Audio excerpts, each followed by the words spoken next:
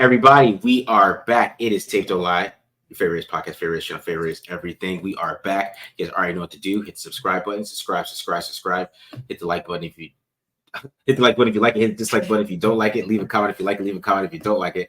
Also follow us on Twitter at the Mark John NFL for me, at mholder95 for Matt, and of course pandasups.com. Discount code TDL for 35% off. Shout out College Football Dogs for supporting us as well. And then also, cop a shirt, guys. Go to Tape Don't Lie on Bonfire. Put Tape Don't Lie merch in the Bonfire. Go cop a shirt. Support the channel that way too as well. All right. So today we're doing Cody Whitehair and Andrus Peat. We're doing some. Did I say that right? Is it Andrus? Yeah, Andrus Peat. Yeah, Andrus Peat. Okay. All right. So go ahead. I was gonna say maybe I think it's Andrus with the Andrus. Andrus Peat. A little French to it. Yeah, he's from down the street from me. So yeah, so I should know his name because he went to Corona del Sol, which is literally I could walk there. So I could walk there. Like my brother graduated from there and all that stuff. So that's where. So he's a Tempe, Arizona guy. So I am familiar with him. And then we did Cody Whitehair. And there's really nothing else going on. So it's just basically to be a kind of a little bit quick episode, just going over some film, guys. And I hope you guys enjoy this. So what did you think of Peat, Matt? What was your thoughts on the film? Yeah, I mean, I think the PFF grade show like he was like a little bit better of a run blocker than he was in pass protection last year. A little concerning to him. Like one thing I don't have necessarily a clip of it, like because he didn't necessarily get beat in the reps I watched, but like when he was at guard, there were a few reps where he got close to getting collapsed as a bull rusher, and I don't think he's the strongest dude in the world, but he's a decent athlete, and I think he can be a solid like veteran backup type of player. I mean, obviously has some versatility to play inside or outside. The two games I pulled up were intentional. I picked, I think it was week 4 against Tampa where he's playing guard, and then week 18 against Atlanta where he's playing tackle. Okay. So some encouraging reps. He's pretty good second level blocker and has some good quickness. Really impressive get off out of his stance that I think can help in like a lot of zone concepts and to reach guys. But ultimately, at the end of the day, like he's a guy that's either your 5th offensive lineman, of the ranking and whatnot, or at best, or like a backup guy. He's a good player to have on the roster, but at this point in his career and being year 9 or 10, I think for him, like he's not a guy that you really want starting. He's someone like you win with or in spite of kind of type of deal, not necessarily win because of. But I mean, for what he signed for and for what his role is projected to be on the team, like not a bad pickup. Yeah. So yeah, it's good to hear because I did Cody Whitehair. It just wasn't fun for me. It was a struggle to find good plays. It was a struggle. I'm not gonna lie. This is a lot of slander. There's gonna be a lot of slander on this. So I hope you guys prepare for that. But it was just. Go ahead. What were you saying, Matt? Go ahead. I was gonna say back-to-back episodes where like I got the guy where I'm like, all right, this guy's got some promise, and then and then you get the one where like, man, is this guy gonna make the team? I don't know. I don't know. Maybe he makes the team because Luke Getsy likes him, and maybe he's familiar. But it's just like I feel like he's a center, and they moved him to guard, and then he's trying to play guard, and he doesn't have really good hand placement, so everybody's getting their hands on him, and he's not a very strong guy, so he's just getting tossed, man, all the time. He's just getting tossed, and pass pro is a little better, but he's gonna need some help. If he's out there, you're gonna have to help him. It is not a question. You're gonna have to give him some help, and he's gonna need a lot of help. So that's gonna be the big thing with him, man. Is just he's gonna need some assistance. Like you're not gonna be able to leave him 1-on-1. If you leave him 1-on-1, you're in trouble. Like it's not gonna be fun for you. And because it was just like even when he got to the second level, it wasn't working. Like he would try to get the second level, linebackers go right by him. It was just bad. And I honestly went to PFF to see his best games. I actually looked at his best games. That was the part for me. Yeah, not exactly a ringing endorsement when you're like, I went to his best games, sitting here trying to figure out what the hell he's good at. Yeah, it was rough, man. It was rough, but yeah. So I don't know if he's gonna make this, but I really don't. Like I'm thinking maybe Jordan Meredith outplays him because he's still on the team, right? Meredith's still there, right? Yeah, Meredith's still on the team. I mean, I know Luke Getsy's his boy probably. And maybe that's his end to make it political. I don't know. I feel like he might get baptized in the 1-on-1s in camp. I feel like that. especially against this D line. Yeah, because I could imagine him blocking Adam Butler. I just couldn't see it. Damn. So it's oh man, I mean, even when they signed Whitehair, like the fact that like he got benched last year by Getsy, it was kind of like it always felt like to me, it's like, okay, this guy's brought in because he's a veteran. He's been in the league for a while. He has been good in the past, and he knows the system and right. He knows like the offense. So like, I feel like he's kind of like his role on the team is to be like a coach in pads. And I don't know if he necessarily, like you said, I don't know if he makes the team or not, but he can help bring everyone else up to speed on the offense and whatnot, and be like that extra voice. I feel like that's going to be Whitehair's biggest role, just from judging it based on what you're saying. Like when they signed him, it always felt very like, interesting. Like you almost hope he doesn't make the team, because if he makes the team, that usually means someone like Jordan Meredith isn't probably playing well. So yeah, that's true. All right, man. Let's start off positive here, because I don't know. Let's get some Andrus Peat going here, man. Let's just start off positive on this one. So I know we said we're going to start off positive, but first off, you got me up there? Yeah, I got you. You're good. Okay, cool. All right. So I know we said we're going to start off positive, but I will always like to start with the negative and end on the positive. So show a little bit of what his issues in pass pro. This one's actually a little bit almost more of a run blocking issue, because it's a play action pass, and we'll see another pull later where he misses similar to this. But that's the one thing where I think he might be a little bit better at tackle, is he's not a great puller. Like you can see here, like to me, he needs to hug the offensive line, or the backs of the offensive line a little bit more. And I mean, we're way too high. His knee is slightly bent here, but you can see like he's pretty upright. And if you watch, this will be a key throughout. Like his base is all over the place and not consistent. Like you can see here, like feet are way too close together and ends up getting beat inside. Carr has to leave the pocket and then ultimately check it down. And again, we'll see something similar later on an actual running play.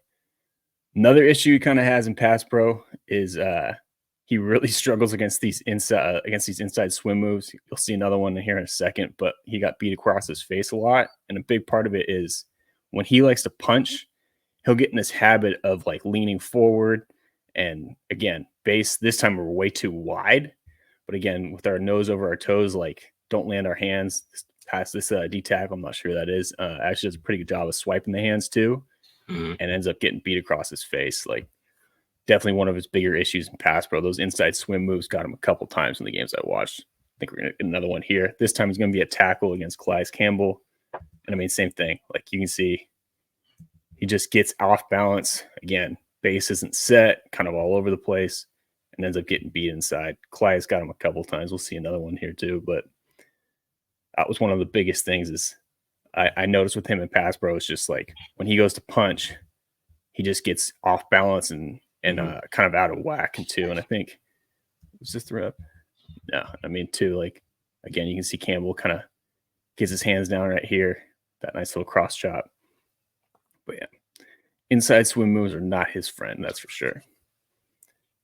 This one, he's going to go up against Campbell, just kind of stops his feet.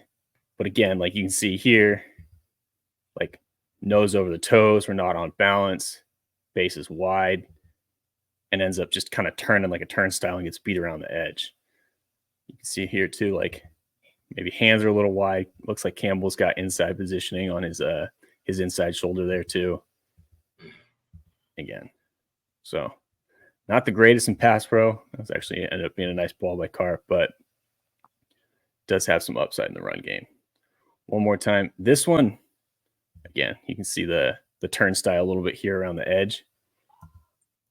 Just for whatever reason, he gets in this habit of stopping his feet and then just loses the edge, which obviously is going to have to change the tackle. But this one too, like I know he's got the chip help from Taysom Hill here, but he doesn't gain any ground on his first step, right? Like he kind of just picks his foot up and maybe a little bit with his outside foot there. And again, the base issues, but he's got to be a little bit more aggressive and cut this guy off so that he can protect the edge a little bit. And again, I know he gets some chip help from Taysom Hill, but he almost like relies on that too much and then just gets beat around the edge.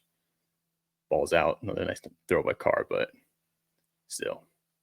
Moving on to a little bit better clips here in Pass Pro. One thing, this rep I was pretty fired up about. 1, looking for work, and then 2 on the scramble. There we go. This is what we like to see. But yeah, again, going back, looking for work, uncovered. Go get a nice chip on, I think, is that Yaya Diaby. And then Hill starts to scramble. Boom, flattens him. So I do think he has a lot of effort and definitely has some encouraging reps in pass protection, but again, a lot more bad than good, to be honest with you. This time he's going to go up at tackle against Bud Dupree. And big reason why I wanted to include this clip is like, just look at the difference when he punches, right? Like before we saw him like lean in with his nose over and all off balance, nose over the toes and all off balance. Here he's in a much better position. He could do a little bit better job of keeping his shoulders back and kind of sitting in the chair, if you will, but much better. And this time, now when Dupree goes inside, he's in a better position to be able to redirect and open up his hips and then wash Dupree inside and give Carr a nice little pocket. So there were some encouraging reps, and I kind of liked him a little bit better in pass protection at tackle because he had a few more reps like this that were much better, also more aggressive with his hands, but definitely not the strength of his game. He's a much better run blocker. Going back to him at guard here. Again, this is the pull I was talking about earlier. And it's the same kind of thing. Like, he just gets way too far out wide. Like, you can see, like, who is this? 0. I'm not sure who that is for the Bucks, but ends up getting underneath him. Whereas he needs to be tight to the line to prevent that. Like, this is a pretty good job by the DN, but if he's closer to Ramchek's hip right there, he can either root him out or wash him inside. And instead, he gets beat to the inside. And 2, going back to his base, which I was talking about earlier. I mean, we're just too narrow, way too upright. And then look who ends up making the tackle for loss. So again, not a great puller. Another reason why I think he might be a little bit better at tackle for what they want to do. This one was a little bit interesting because I felt like he recognized the stunt. Like, you can see him against like the 3 technique, right? He starts to work out to him and he sees him go inside and just kind of passes him off and then does a good job of getting his eyes back out to the end, but his angle is off and too far up the field. So he ends up getting his head on the wrong side and beat. And that's what forces Miller to cut back inside and then right into the teeth of the defense. So again, not perfect in run blocking, but definitely a little bit better. All right. Another one too. Campbell gave him a tough time. I mean, we'll see the balance issues. Yeah, getting beat by a 50-year-old man. I know, right? An old man. Campbell wasn't bad last year, though. I know. He's still available. I know, bro. I know. But yeah. Like, you can see too, like, I think his hands are a little wide on this one. Like, right about here, if we watch Campbell's inside hand, like, he gets onto his chest. And I mean, Campbell's 6'8". I know Peat's a big dude too, but he's underneath him. I mean, kind of just gets tossed, struggles to set the edge against that guy.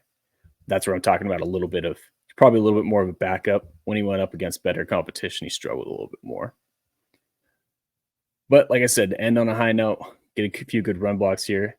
This play was really impressive to me because, one, it talks about a little bit about what I was saying earlier, and with his get off, going up against a 3 technique that's pretty much shaded directly in the B gap, so out leverage pre-snap. But I mean, shortly after there, it does a great job of covering this guy up. And at this point right here, because this is outside zone, he'd be doing his job if he just flipped his hips and reached this defensive tackle.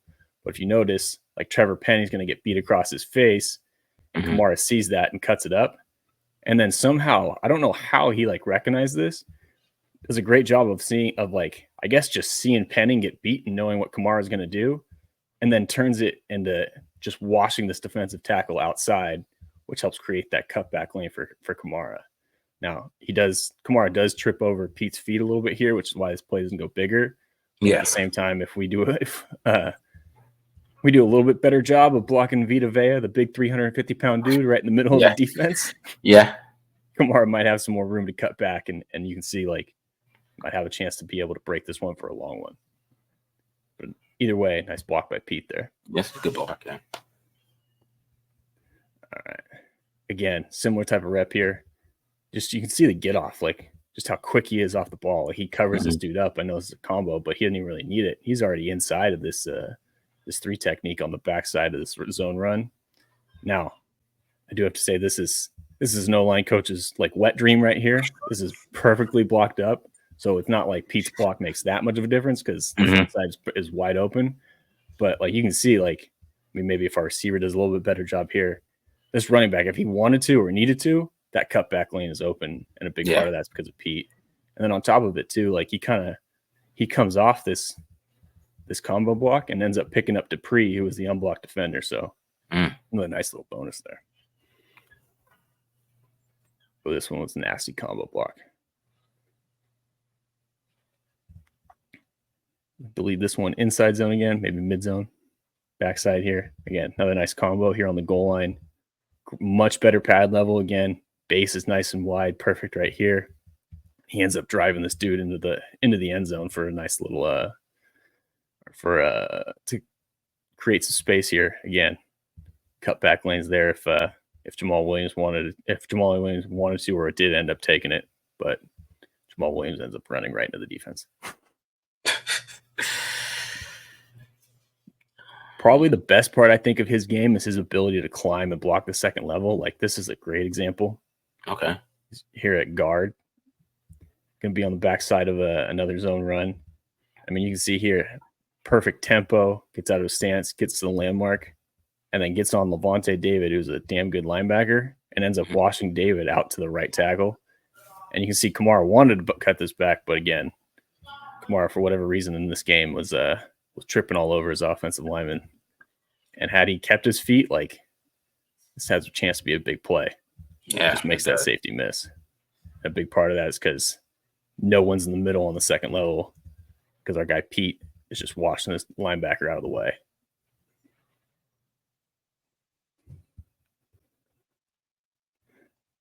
Another little second level block here. Again against David.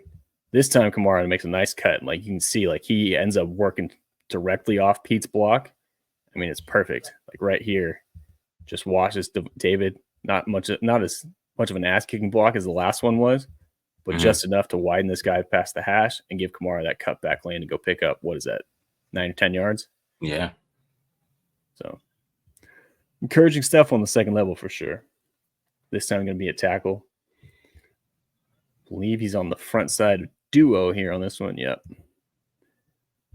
And what I liked about this too is like he's going to start working inside, but with Campbell crashing hard on the B gap, the linebacker's going to scrape over the top. So Peat does a good job of recognizing that, right? We can see his eyes get on the linebacker and he sees the linebacker's movement and he adjusts his path and then just kicks that linebacker out. And again, I think if Miller here sees that a little bit sooner, it's going to be a big play because that's a wide cutback lane. Yeah. If he wants to and just makes that safety miss, it might be 6 right there. Either way to get 9 yards.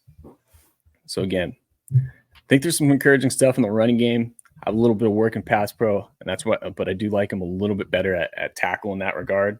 Again, didn't show the plays where he was getting close to getting beat on some bull rushes, but yeah, definitely some encouraging stuff, especially in the running game. And like I said, I really like his ability to climb to the second level and create those second level rushing lanes to create some explosive plays for sure.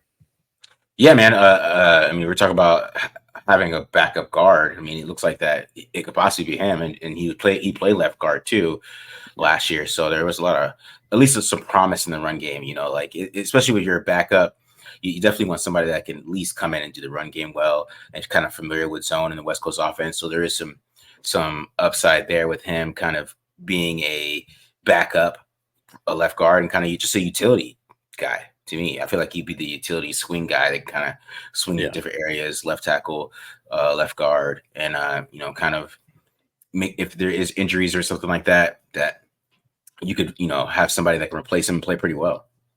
Yeah, and I mean, last few years Colton Miller's been banged up, so if they need a guy for a game or two, I think he can hold it down for a little bit. Yeah, I mean, it's not bad. It's not a bad drop off, just watching that. Like it's not, it wouldn't be the worst one. You know what I mean? So, and then, I mean, because, I guess if you have, a problem where you can move there, Mumford left tackle, I don't know what their plan is with that, but it would probably be smarter to keep him at left tackle and then keep him on the left side. Because I don't know how much he's played right tackle in his career. I don't think he has. Peat. Yeah.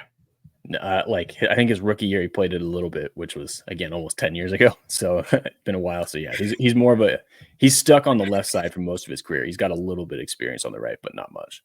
Okay. All right. Cool. All right. So let's get into some Cody Whitehair here. So start off with Whitehair. Here he is right here at left guard. Right. So we start off with some positive, but like I said, one thing that he really is going to need is some help. You see here on this play action pass here. Because we start with pass pro because I want to start positive here.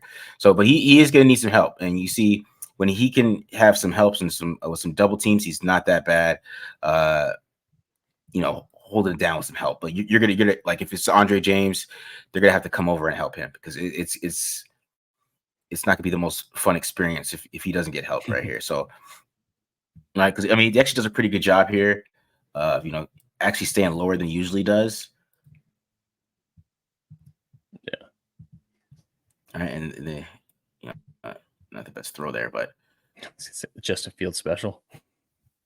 Exactly. But yeah, I mean, this is what you're gonna need to do if he ends up on the field. You're gonna have to give him some help. It is what it is, to be honest. So here we go again. Some more passing here. See it 1-on-1, but you already can kind of see here how these guys are attacking him a little bit because his hands are just so late. So his hands are a little late, so they're already kind of, won the hand fight here, but he has 62 coming to help him, right? Because he's going to need some help because who knows what happens if he didn't get this help. So then he's able to get that help and kind of go find some work and kind of pass him off. But you could already see it's basically some foreshadowing of later on in the film because it's just him always getting pushed back. He's always losing in this area. It feels like he's just so late with his hands and he just gives up his chest all the time and he doesn't have the play strength to make up for it. Yeah, so it becomes a little bit of a problem.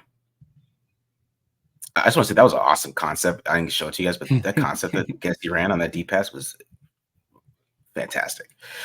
All right, so you see it here, right? High pad level. He doesn't have the best. He's basically almost doing the splits here, and this guy's already fully inside here, right? And he does it. It's okay, right? Because he's starting to get some help from other people, right? Because the guy's not getting the most push on him. So you already see him get a little bit of help.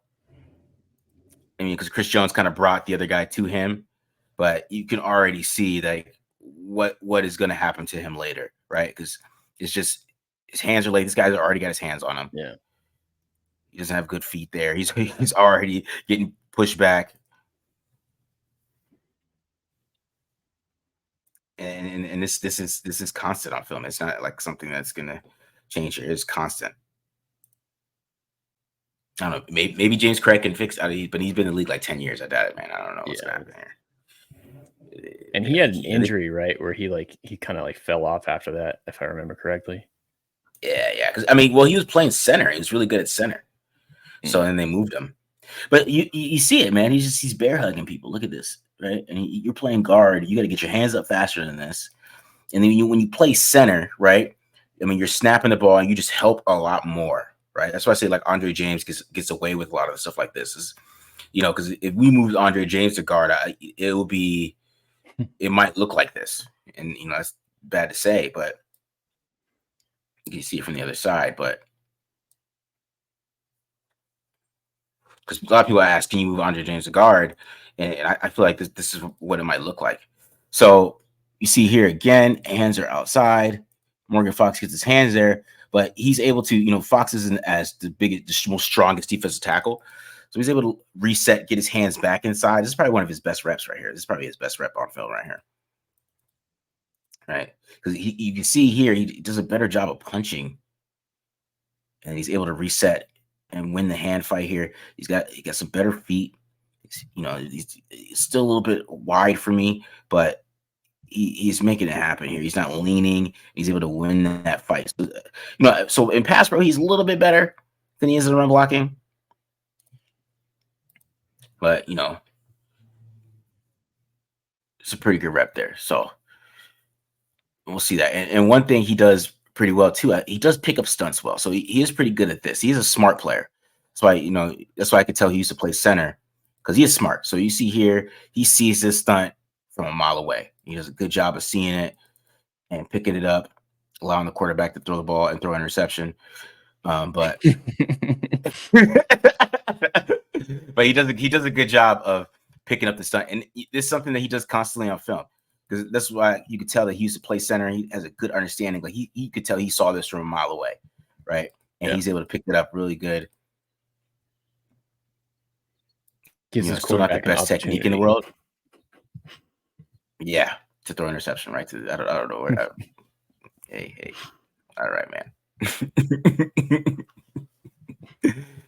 All right, so here we go into a little bit of the negatives here. All right, so you see it here. He's trying. He gets help on this rep too. He gets some help, but it's not going to matter, right? And he's actually has pretty good pad level, but he's not getting his hands on this guy. This guy's hands is already about to get on him, right? Boom! You see his pads already come up. He gets tossed, right?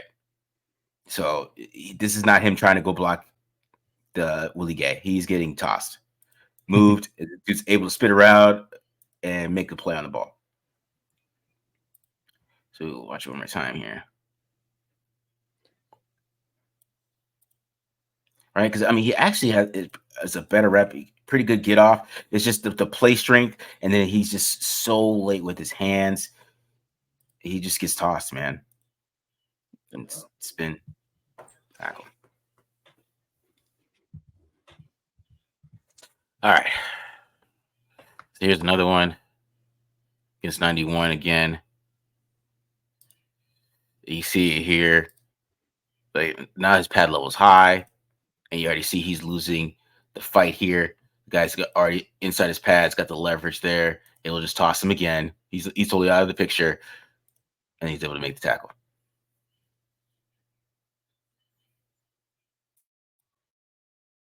So, yeah, this is him. This is what this is. So, he's just he'll be a liability in the run game, like a literal liability. He's a liability. Yeah, he's just because he gets when you're watching this, you see he has pretty good get off, right? It's just he's so late with his hands that this guy lifts him up. It raises his pad level, and he's like trying to win the fight. He just tosses him anyways. Like what are you doing, man? So it's just not much you could do here. And then we're getting a Neil Farrell Jr. sighting here, who's Mr. the king of high pad level, has not fixed it. I'll tell you that right now. He's super high. He still tosses him. Yeah. Right? Because look at Farrell's pad level, man. It's still high as hell. Same thing. He really hasn't changed. And he just quickly tosses him. Got his chest quick, just tosses him. And Fields keeps it in his own read, but that's a tackle for Farrell. Look at that. Herbert kind of tossed him a little bit too, but we got a Neil Farrell sighting here, and Neil Farrell's just just tossing it, man. I didn't even know he played last year. That was a surprise when I was watching this film. I didn't even know he played a snap. I think he did a little bit in the beginning of the year, but yeah. All right, so here he is against I think this is I don't know, I forgot 98 is. I think it's Austin Johnson, I believe.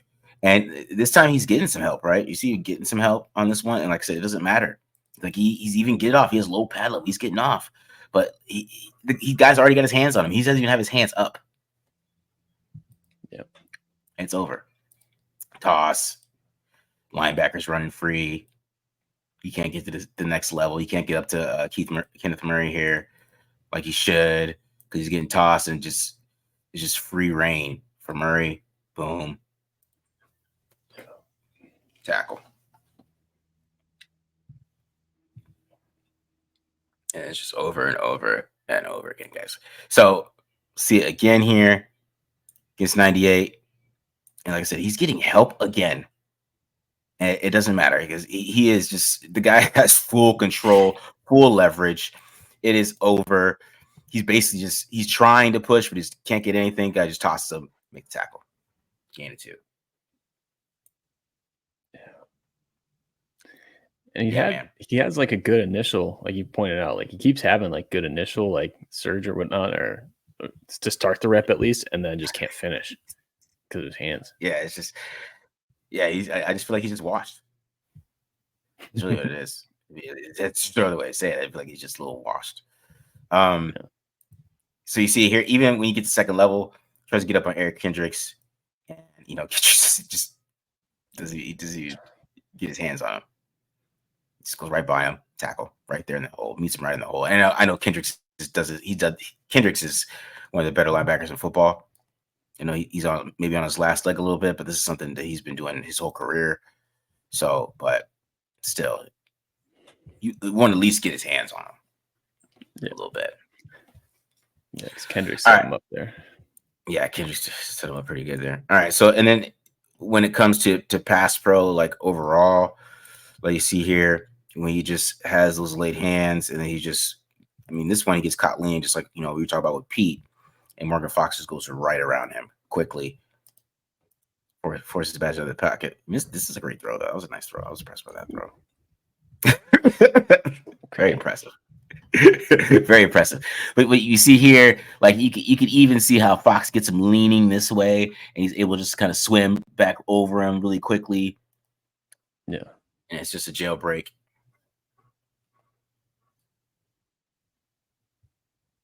Yeah, man, it's just consistent. And then then you see him against Joey Bosa here, just gets bull rushed like crazy. And this is what happens when you face a high level pass rusher and you are late with your hands and you get your chest open.